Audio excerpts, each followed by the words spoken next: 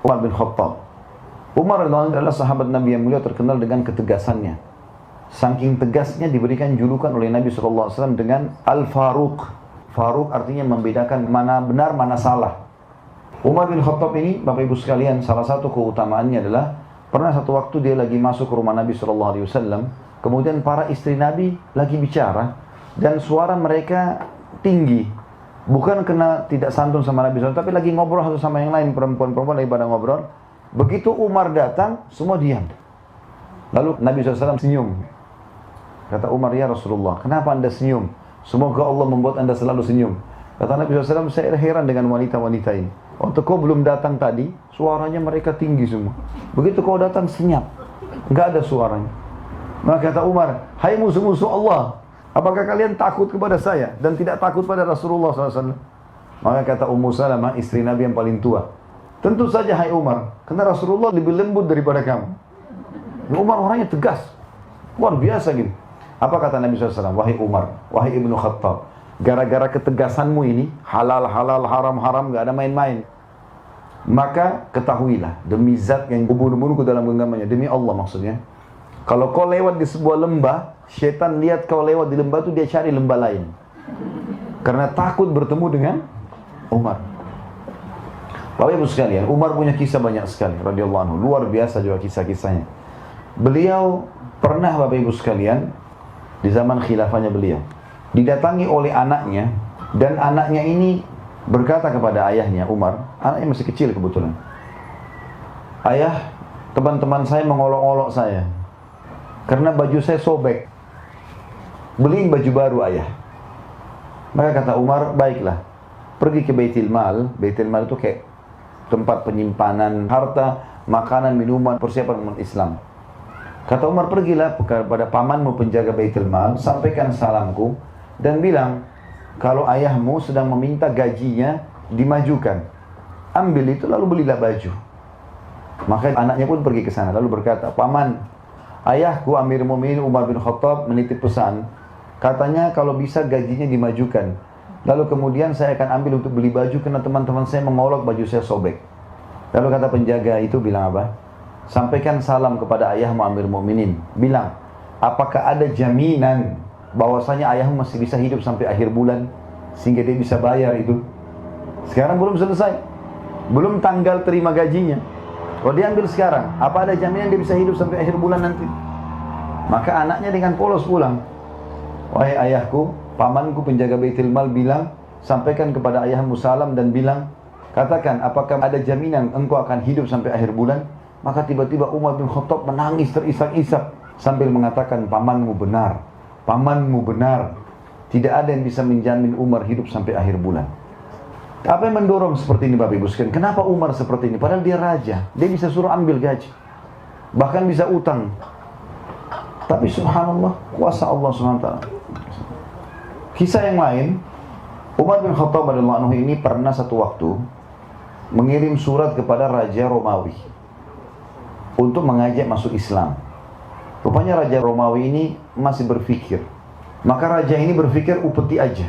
Mereka juga tidak mau berperang dengan muslimin. Itu salah satu orang perdana menterinya raja ini yang membawa sekitar 3.000 prajurit, diikuti dengan banyak sekali peti-peti emas. Begitu masuk ke gerbang Madinah, maka lewat seorang muslim penduduk Madinah. Lalu kata perdana menteri Romawi ini, hai muslim, berhenti dia. Saya mau tanya, di mana istanahnya Raja Agung Umar? Si muslim ini diam, lalu dia bilang, istana? Kalau yang anda tanyakan rumahnya Amir Mu'minin, saya tahu. Lurus saja, nanti belok kanan. Lalu orang muslim ini pergi. Kata si perdana menteri ini, belum pernah saya temukan ada orang tahu ini peti emas, lalu tidak minta duit. Ini tentu sifatnya orang muslim, bukan mengemis dan minta-minta. Dia bilang, kami sudah siapkan satu peti khusus untuk bagi-bagiin duit. Kalau misalnya ada orang minta-minta, dikasih. Jadi ini orang tidak minta, sudah jadi tanda tanya buat dia. Kenapa orang ini? Orang kaya raya kah? Tapi kalau kaya raya tidak mungkin jalan kaki. Dia jalan terus sampai di ujung, dia belok kanan jalan Madinah. Rumah semua sama waktu itu. Kotak saja, satu pintu, 2 jendela. Kalau 2 lantai tinggal tambah 2 jendela di atas. Itu rumah paling besar. Dia jalan-jalan, tidak ada penduduk Madinah juga kosong, nggak ada penjaga-penjaga. Sampai dia ketemu sama satu muslim, ada lagi situ muslim penduduk Madinah lagi duduk di bawah pohon. Lalu dia bilang, hai muslim. Berdirilah orang itu. Lalu dia tanya, di mana istananya Raja Agung Umar? Kata si muslim itu, kenapa engkau mencari Umar? Dia bilang, ada surat datang Raja Agung Umar kepada raja kami Romawi, mengajak kami masuk Islam. Dan raja kami masih menolak, maka kami membawa ini upetinya. Kami akan bayar. Lalu orang itu pun melihat kiri kanan, dia lihat banyak sekali peti. Ini orang lagi bicara sementara dia di bawah, Perdana Menteri di atas kuda ya. Kata orang itu, bagaimana kalau yang di depanmu ini Umar? Maka orang itu bingung, apakah anda betul Umar? Kata dia, iya, saya Umar. Turunlah Perdana Menteri ini, begitu menghadap depan Umar lalu dia mengatakan, asyhadu an la ilaha illallah wa anna Muhammad Rasulullah. Masuk Islam. Kata Umar, kenapa kau masuk Islam? Dia bilang, saya sudah lama dengar nama anda dan saya sekarang baru tahu kenapa orang-orang di negeri saya kalau dengar nama anda saya sudah ketakutan. Anda di sini ngapain? Di bawah pohon Amir Mu'minin. Dia bilang, saya lagi tunggu baju saya dicuci. Umar bilang, dia cuci bajunya sendiri, dia gantung depan rumah. Saya lagi tunggu kering. Jadi, duduk di bawah pohon. Apakah anda tidak punya pengawal? Nggak ada pengawal. Saya bersama dengan Allah. Dia bilang, gara-gara itu saya masuk Islam. Umar bin Khattab tidak punya pengawal, tidak punya pendamping. Duduk sendiri dengan keyakinan bahwasanya dia bersama Allah. Dan di zaman beliau, itu Islam sudah menguasai setengah dunia. Karena tahun 15 Hijriah, utara Jazirah Arab, negeri Syam dan Turki bagian Asia takluk di tangan Umar bin Khattab yang dikirim pasukan dipimpin Abu Ubaidah bin Jarrah dan Khalid bin Walid radhiyallahu anhum ajma'in. Dikenal dengan perang Yarmuk gitu ya. Tahun 16 Hijriah diutuslah pasukan ke Persia, takluklah Iran, Irak, Afghanistan, Rusia. Pada saat itu dipimpin oleh Sa'ad bin Abi Waqqas, panglima perangnya Umar bin Khattab, dengan 30.000 orang mengarahkan 240.000. Umar berkuasa dari tahun 13 sampai 23. Tahun 20 Hijriah, beliau utus lagi pasukan 8.000 orang menuju ke Mesir dipimpin oleh Amr bin As radhiyallahu anhum ajma'in. Tembus Mesir, Afrika Utara, Mesir, Tunis, Jazair, Maroko, seluruh Afrika bahkan Spanyol nanti terbuka masuknya Islam di sana. Setengah dunia dikuasai, nggak ada pengawalnya satupun. Apa yang membuat Umar bin Khattab bisa lakukan ini Bapak Ibu sekalian? Bahkan Umar bin Khattab tidak pernah tidur di malam hari kecuali sudah keliling Madinah, tidak ada pengawalnya, sendirian jalan. Kisah yang masyhur mungkin Bapak Ibu pernah dengar, kalau sudah pendengar alhamdulillah, kalau belum dengar bisa diambil pelajaran. Satu malam Umar bin Khattab pernah sakit 3 hari. Nggak keluar, dan biasanya beliau keluar setiap hari. Lihat orang-orang Madinah kalau sudah tidak ada lagi yang perlu baru dia tidur. Sendirian jalan. Hari keempat beliau keluar. Jalan terus sambil ke pinggir kota Madinah ada api unggun.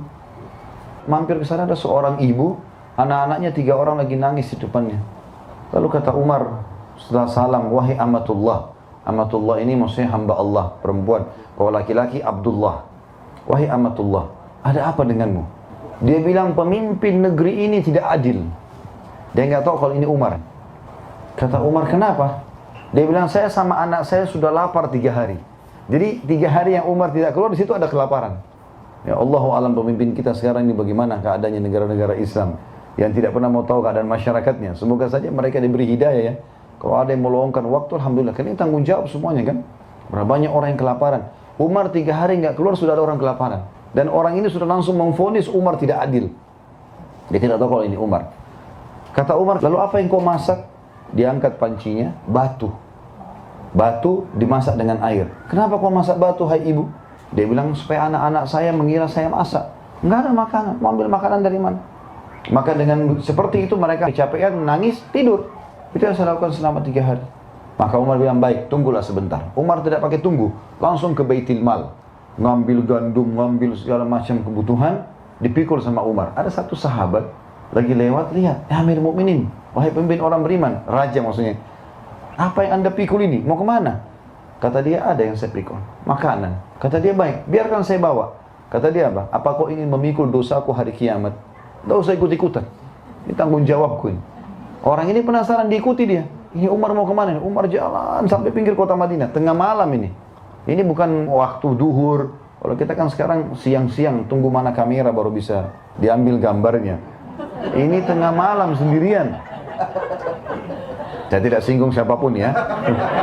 Alhamdulillah tidak ada penyebutan nama. Kalau ada yang merasa bagus lah. Tapi yang jelas Umar ini tengah malam bawa pikul sendiri. Mau dibantu pun sama pegawainya, temannya, enggak. Diikutin sampai tiba di sana. Umar enggak pakai banyak ngomong, pancinya diambil, dibersihin, dimasakin sama Umar dengan tangannya sendiri. Sampai selesai masakannya sudah, dimakankan ibu itu, dikasih anak-anaknya, sisanya gandum 1 karung dikasih. Kata ibu itu, kalau seandainya Umar seperti kamu, enggak ada orang yang kelaparan. Maka orang yang sedang sama Umar datang, hai ibu, tahu siapa orang ini? Enggak, saya enggak tahu. Itu Amir Mukminin Umar. Langsung dia pun minta maaf, bukan saya Amir Mukminin, saya tidak tahu, saya sudah dengar keadilan anda segala macam.